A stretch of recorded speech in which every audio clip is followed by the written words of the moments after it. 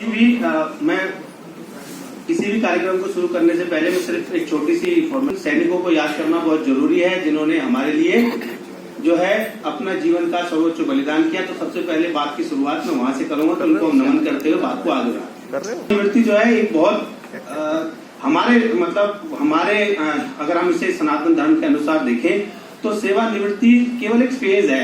हम एक पार्ट से दूसरे पार्ट में जाते हैं। जैसे कि मान लो आप 20 साल तक रहे, फिर आपकी शादी हो गई, आप वैवाहिक जीवन में आ गए। ये ऐसा ही एक चेंज है बस कि आप पहले बैचलर थे, शादी हो गई, अब आप फंस गए, मतलब आगे आप दूसरे जीवन में चले गए। तो मतलब एक फेज है, आपने सिर्फ फेज पार, मतलब चुटकी में दुनिया से इसमें आ गया इधर ज्यादा से। तो ये सिर्फ एक फेज है कि आप एक पार्ट को एक जीवन को पार करके दूसरी तरफ जा रहे हैं। ऐसा नहीं कि ये किसी चीज का एंड है, बल्कि मैं तो कहता हूँ कि ये बहुत इंपॉर्टेंट शुरुआत है। क्यों? क्योंकि पिछले मान लीजिए आपने 35 साल या नौकरी करी और उससे पहले आपने पढ़ाई करी, उससे पहले आपने खेला कूदा सब कुछ किया, तो इस समाज से आपने बहुत कुछ लिया, आप लेते ही गए। आप पैदा हुए तब से लेकर आज तक भी आप इस समाज से रोज कुछ ना कुछ ले रहे हो। आपने यहाँ काम किया, सरकार से सैलरी ली, सरकार भी हम लोगों से सैलरी ली, आप समाज से कुछ ले रहे हो। और लेकिन इस बीच में क्या हुआ, आपके पास एक बहुत इंपॉर्टेंट चीज थी जो आपके पास नहीं थी। वो क्या था? आपका समय। कि इस दौरान आपके पास समय नहीं था कि आप बचपन से जब बड़े हुए तो आपको पढ़ाई का प्रेशर था, उससे बड़े हुए तो कॉलेज गए, या कॉलेज से आगे गए तो आप यहाँ नौकरी करने लगे। आपके पास जो नहीं था वो था समय। और अब आपके पास वो जो इम्पोर्टेंट सबसे इम्पोर्टेंट चीज है वो समय आपके पास आ गया है। यानी आपके जीवन का सबसे खुशनुमा जो समय दौड़ जिसको कहते हैं ना, अगर आप इस पर्सपेक्टिव से सोचें तो आपके पास सबसे इम्पोर्टेंट आप समय आपका शुरू हुआ है आज से। कि आप कल से ये सोच सकते हो कि यार कौन कौन सी चीजें जिसे मैं कॉम्प्रोमाइज कर रही थी या जिस चीज को मैं छोड़ रही थी कि यार मेरे को ऑफिस जाना है या कुछ करना है, मेरे को वहां जाना है, मैं उसकी वजह से जिस चीज को आप गैप ले रहे थे, छोड़ रहे थे, आप उसको अब एक प्लानिंग करके आप उसको यूज कर सकते हैं। भगवान की दया से अगर कोई सरकारी नौकरी से रिटायर होता है तो उसके बाद इतना तो साधन होता है कि वो अपनी इच्छाओं को, अपनी चीजों को आगे वो पूरा कर सकता है एक लिमिटेड लेवल पर। तो हमारे पास ये भी एक अच्छा पॉइंट है। तो अब आपका जो है ना क्रीम टाइम जो है आपके जीवन का वो शुरू हो चुका है। तो उसको अब हमने जो समाज से लिया है, मेरे हिसाब से उसे समाज को लौटाने का समय आ गया है।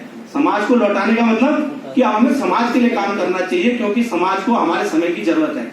तो हमें ये देखना चाहिए कि हम समाज की किस प्रकार से मदद कर सकते हैं, कैसे अपने जीवन को आगे समाज के लिए लगा सकते हैं, और अपने परिवार को सिर्फ वो 4 या 5 या 6 लोगों के परिवार से नहीं, अब एक बृहद परिवार बनाकर सबके साथ घुल मिलकर समाज के लिए हमें काम करना चाहिए। अच्छा, ये तो बात थी। गायत्री मैडम की एक रिक्वेस्ट थी कि मैं ना पहाड़ी गाना यानी कोई कुमाऊनी गाना सुनाऊं, तो ये इनकी फरमाइश पे एक कुमाऊनी गाना, दूसरा ये थोड़ा भक्ति भाव वाली भी है, तो फिर मैंने माता के ऊपर ये एक पहाड़ी गाना है, इसकी सिर्फ एक अंतरा में आपको सुनाऊंगा। अच्छा ना लगे तो भी ताली बजाएंगे, तो चुटकी की तरह नहीं कि ऐसे ही।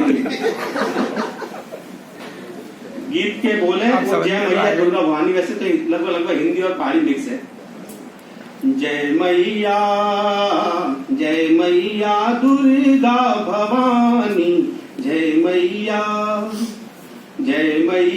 दुर्गा भवानी, जय मैया तेरी सिंघर की माता सवारी, तेरी सिंघर की माता सवारी, हाथ चक्र सुदर्शन धारी, दाना काना में है रो छवासा, दाना काना में है रो छवासा, पूर्णगिरी में जली रे ज्योति, जय मैया दुर्गा भवानी, जय मैया। धन्यवाद जी। आगे के लिए बहुत बहुत शुभकामनाएं आप लोगों को। धन्यवाद।